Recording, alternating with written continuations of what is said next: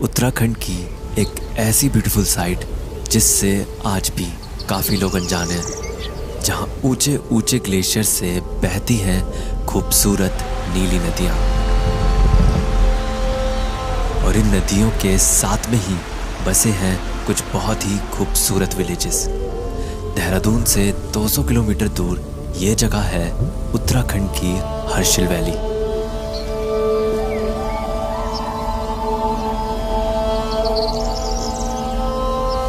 Harsil valley शुरू होती है जहाँ से इंडिया की सबसे बड़ी नदी गंगा हिमालय के पहाड़ों से उतरकर गंगोत्री से गुजरते हुए अपनी पहली धारा में बहती है, जिसे कहते हैं भागीरथी।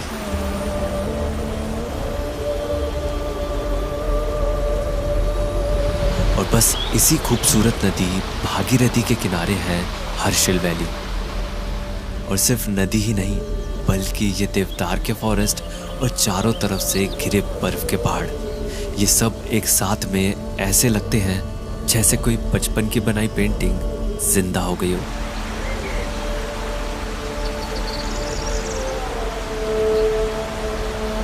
और हर्षिल पहुंचते ही आपको सच में कुछ पेंटिंग्स भी दिखेंगी। जैसे ही आप हर्षिल में एंटर करेंगे तो आपको शांति और सुकून के साथ साथ आपको ना यहाँ पे येलो कलर की बिल्डिंग्स बहुत सारी दिखेंगी। काफ़ी सारी बिल्डिंग्स को येलो पेंट किया हुआ है और उन पे कुछ पेंटिंग्स वगैरह बनाई हुई है। किसी लोकल लेडी का फेस बनाया हुआ है, लोकल कल्चर को दिखाया हुआ है, लोकल लोगों को दिखाया हुआ है, और या फिर वो जो भी एक्टिविटीज़ करते हैं उस टाइप की चीज़ों को दिखाया हुआ है। वो बहुत ही ज़्यादा अच्छा और यूनिक है, यहाँ का एक स्टाइल है जो। अब यहाँ पे कहने को तो धूप निकली हुई है, बट यहाँ पर इतनी ज़्यादा ठंड है कि अभी भी टेम्परेचर 3 डिग्री सेल्सियस है। बट मैं पूरी तरह से कंफर्टेबल हूँ क्योंकि मैंने हैमो पहना हुआ है। आप सोच रहे होंगे हैमो क्या? तो हैमो बेसिकली एक तरह का कंफर्टेबल वेयर है बाय मार्च, और सिर्फ हुडीज़ या पैंट्स ही नहीं बल्कि ऑल ईयर जैकेट्स, शॉर्ट्स, और एक मार्च की बहुत ही यूनिक सी स्वेटशर्ट है जिसको हैमो ओरिजिनल कहते हैं। वो तो सुपर कंफर्टेबल है and best for travelling. Harshil valley में बहुत सारे छोटे छोटे विलेजेस हैं, पर जो हर्षिल मार्केट से सबसे पास है वो है भागोरी विलेज।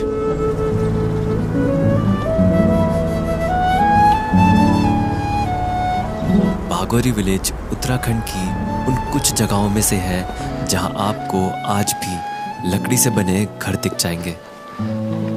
करीब 150 लकड़ी के घर जो बड़ी खूबसूरती से एक सीधी लाइन में बने हुए हैं, और हर घर के साथ में है कुछ सेब के पेड़।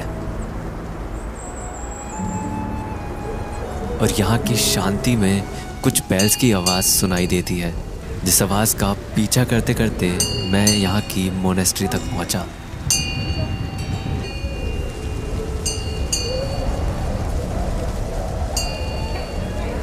पर जब मैं इस विलेज के अंदर घूमा तो मैंने यहाँ ज़्यादातर घरों में ताले लगे देखे। जहाँ नज़र घुमाओ वहाँ बस घरों के आगे ये ताले ही थे। और ये बंद घरों की वजह मैंने एक आंटी से पूछी। नमस्ते जी। नमस्ते बेटा जी, ये गाँव में ज़्यादातर घरों में ताला सा लगा हुआ है। सारे चले गए बेटा। चले गए? कहाँ चलेंगे? डुंडा उत्तरकाशी से नीचे 18 किलोमीटर दूर है ना। अच्छा। एक गाँव है डुंडा गाँव। हाँ। उसी में रहते हम लोग। अच्छा। 6 महीने यहाँ रहते, 6 महीने वहाँ रहते हैं। अच्छा। तो आंटी यहाँ थोड़ा सेब का कटिंग करने के लिए आ रखा ना। अच्छा। मैं भी निकल जाऊँगा कल परसों तक। फिर ताला लग जाएगा। तो 6 महीने के लिए लोग छोड़ के चले जाते गाँव को? इसलिए चौकीदार रहते हैं यहाँ पे ठंड की वजह से। हाँ, ठंडा बर्फ बारिश होने से तो बर्फ लगेगा। बच्चे लोग सब देहरादून बसा है। अच्छा, तो ज़्यादातर फिर एज्ड लोग रहते हैं, हाँ, बुढ़े वगैरह लोग रहते हैं। अच्छा। ठीक है, अच्छा है, शांति है ना यहाँ तो। हाँ जी, यहाँ तो शांति है ना। सही है, बहुत अच्छा। हम लोग तो देहरादून में तो ऐसे लग रहा है कि अटपटा है यहाँ अपना स्वतंत्र अपना। और यहाँ राजमा भी निकलता है, सेब भी निकलते हैं, आलू भी, जो अपने स्वास्थ्य भी ठीक रहता है, पानी शुद्ध, हवा शुद्ध, सब बढ़िया। यहीं उगा के यहीं खा के यहीं रहो आराम से। अच्छा, आप ये जो पानी से धो रहे हैं कहाँ से आ रहा है पानी? ये पानी बहुत, ये जलंधरी घाट है, ऊपर बर्फ से पूरा टॉप बर्फ है ना। हाँ। वही साथ है। भागीरथी वाला पानी, भागीरथी का ये जलंधरी है, ग्लेशियर का पानी कुछ है। अच्छा। चश्मा जैसे साफ है, एकदम बर्तन धोते हैं चलते चलते पानी एकदम साफ। अच्छा। और आंटी ने मुझे यहाँ के कल्चर के बारे में कुछ खास बातें बताई। यहाँ वो उधर लाल देवता हमको कृपा कर रहे हैं, यहाँ बुद्ध भगवान ये अच्छा, उसका अच्छा। कृपा हमारा गुजारा अभी तक। अच्छा, आप बौद्ध भगवान को भी मानते दोनों हैं? मानते हैं, दोनों मानते हैं? सामने ये इसको भी मानते हैं हम लोग, शिव जी लक्ष्मी माँ से मतलब वही मानते हैं हम लोग। अच्छा। मांग सिंदूर सब लगाते हैं हम लोग। अच्छा, हाँ, जिंदा आपने लगाया हुआ है। अच्छा, मंगलसूत्र सब मतलब सब अच्छा, और ये हमारे- बुद्धा, ये है जो आपने माला पहनी है? हाँ, ये बुद्ध ये की हुआ बुद्ध की है। हाँ, ये बुद्ध की है। और मंगलसूत्र हिंदू का पहना हुआ है। ये तो बहुत अच्छी बात है। हाँ, दोनों। दोनों भगवान है हमारे, चाहे यहाँ से जाओ चाहे पीछे से आगे रहे, जाने तो एक ही रास्ते हैं। हाँ, सही बात है। इन लोगों के ऐसे विचारों की तरह ही यहाँ मोनेस्ट्री और मंदिर एकदम साथ में बने हुए हैं।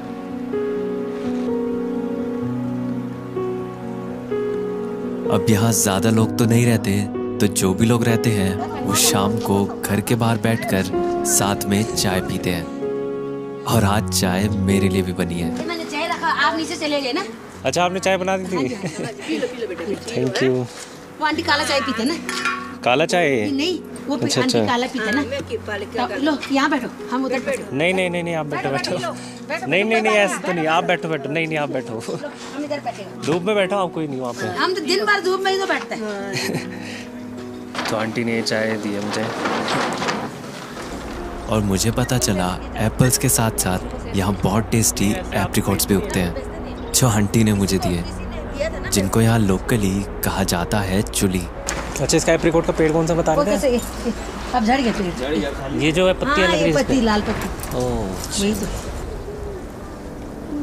चाहे आप बागोरी में हो या हर्षिल वैली में कहीं भी, एक चीज जो आपको हर जगह से दिख जाएगी वो है ये खूबसूरत गंगोत्री रेंज।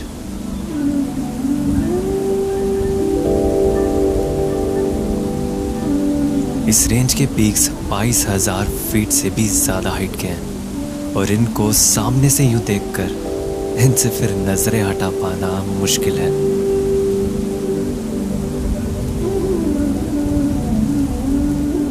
चाहे सुबह हो, दिन हो या रात, ये पीक्स हर टाइम पर कुछ अलग ही खूबसूरत दिखती हैं।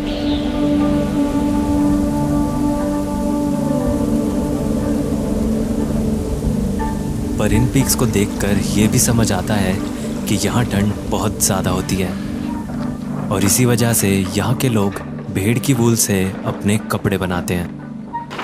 पर मैंने देखा कि यहाँ तो भेड़ की खाल भी यूज़ होती है। ये क्या भेड़ का बना हुआ है पूरा आपका? ये ठहरे मैं ऐसा ठीक से बिछाऊं। अच्छा, आप कंबल नहीं ओढ़ते, भेड़ का यही ना ओढ़ते हैं? इसको नीचे, इसको ये ना नीचे हाँ। बिछाएगा ना, गर्म अच्छा। होता है ये गर्म होता है। अच्छा, हाँ, यहाँ ठंडा होता है तो ये सब गर्म हो जाता है उसको। इससे गर्म हो जाता है। अच्छा, हाँ। कंबल की जरूरत नहीं पड़ती फिर? फिर कमल तो ऊपर से लेना पड़ेगा। ऊपर से लेना पड़ेगा। तो आपके पास काफी सारी भेड़ हैं, तभी इतनी सारी खाले हैं। ये हमारा थोड़ा बहुत है ना। हाँ। ये यहाँ पे खड्डी है ना, खड्डी।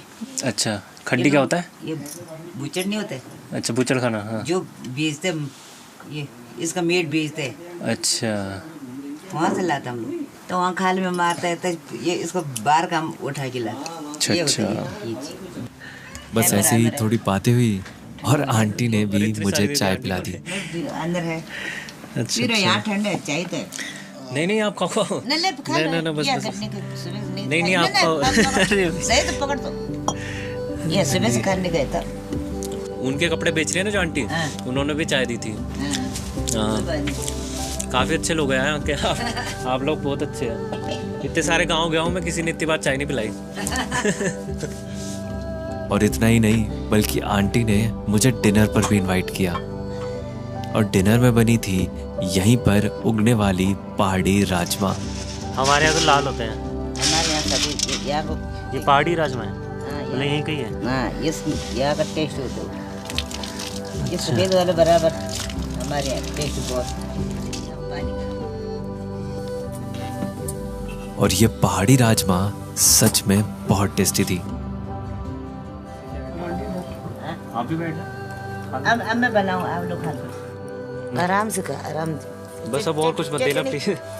और डिनर करते करते मुझे पता चला कि बागोरी में रहने वाले लोग हमेशा से ही यहाँ नहीं रहते थे।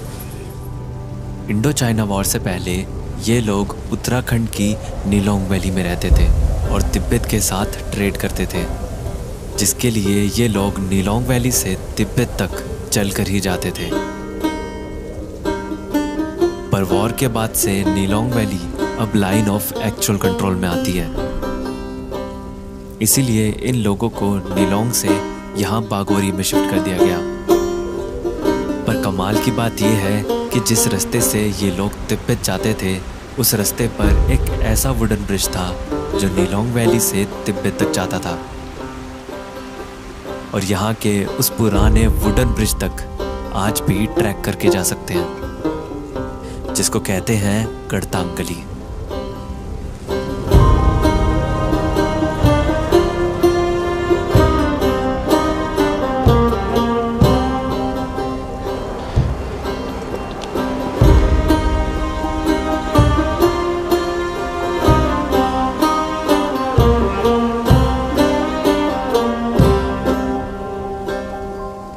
कितनी पास है ये क्लिफ, मतलब मैं पूरे ऐसे सीधे खड़ा भी नहीं हो सकता, इतनी पास है क्लिफ्स। और उसमें से पूरा रास्ता निकला हुआ है जो कि सोचो पूरा तिब्बत तक जाता था इंडिया से। मतलब लोग पैदल ही जाते थे इस रास्ते से, या फिर अपने जानवरों या खच्चर वगैरह के साथ जाते थे। और ये सोल्ट रूट होता था इंडो तिब्बत का। अभी तो बंद हो गया इंडो चाइना वॉर के बाद से, बट ये पूरा तिब्बत तक जाती थी। और सोचो इतने साल पहले इन्होंने इस तरह की क्लिफ्स को काट के इस तरह का रास्ता बनाया था। कितनी ज़्यादा स्पेशल है यार ये जगह, सच में बहुत ज़्यादा अच्छा एक इंजीनियरिंग मार्वल है उस टाइम का। और अभी भी मतलब इस तरह का कुछ स्ट्रक्चर बनाना कितना चैलेंजिंग होगा, और उस टाइम पे बना था इतने साल पहले। मतलब बहुत ज़्यादा अच्छा एक्सपीरियंस है इस पर वॉक करना।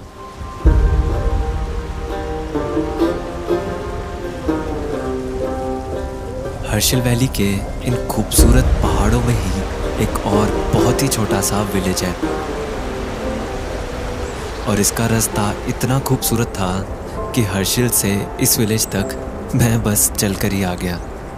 अच्छा है, काफ़ी ज़्यादा खूबसूरत नज़ारा है। मतलब आपको और क्या चाहिए, इतने खूबसूरत पेड़ हैं, ये पीक्स स्नो पीक्स हैं, और साइड में रिवर बह रही है एकदम साफ़ क्लीन रिवर एकदम, उसका आवाज़ आती रहेगी पूरे टाइम चलते हुए रास्ते में। और क्या चाहिए तो पैदल ही चलूँगा मैं तो। हर्षिल वैली के इस खूबसूरत विलेज का नाम है मुखवा।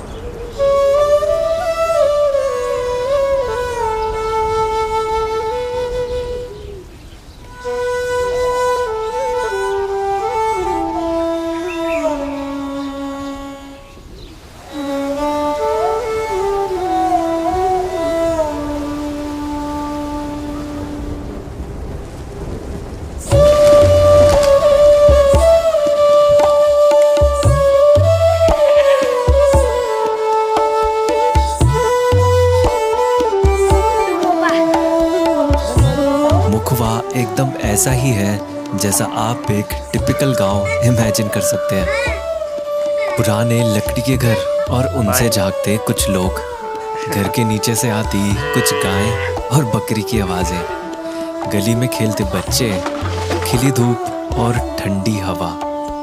बस इन सब से घिरे यहाँ आपको जिंदगी की वो तेज़ रफ्तार फिर से कम होती लगेगी।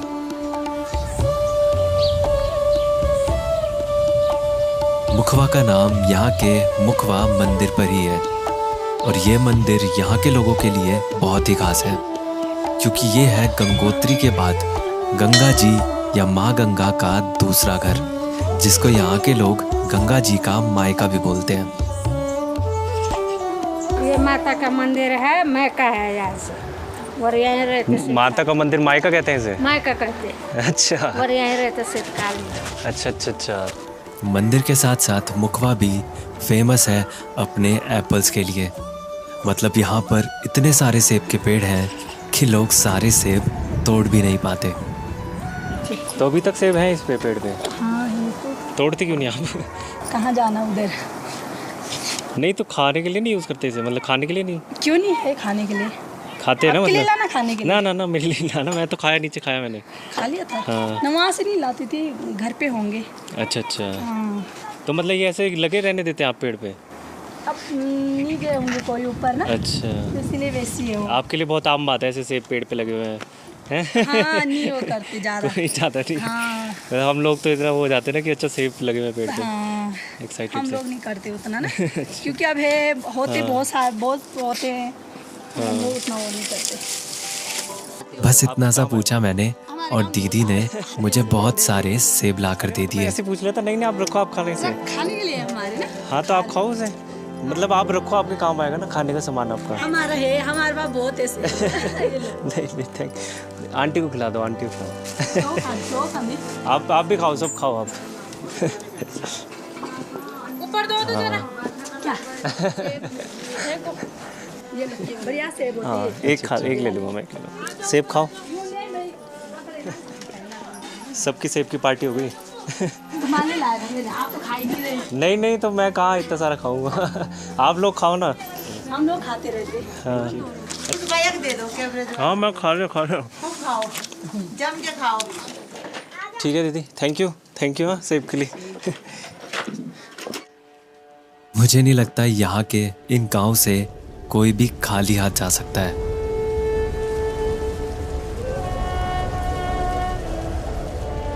हर्षिल वैली का चाहे बागोरी विलेज हो या मुखवा, इस पूरी खूबसूरत वैली को नेचर ने बड़ी फुर्सत से बनाया है।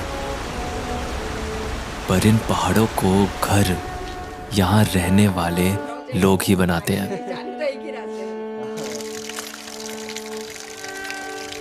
अच्छा आपने चाय बना दी थी? Thank you.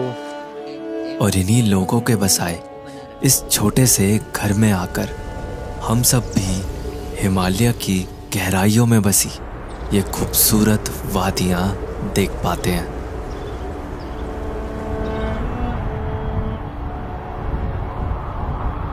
शायद इन्हीं लोगों की वजह से ही आज हम भी इन पहाड़ों को अपना घर कह सकते हैं।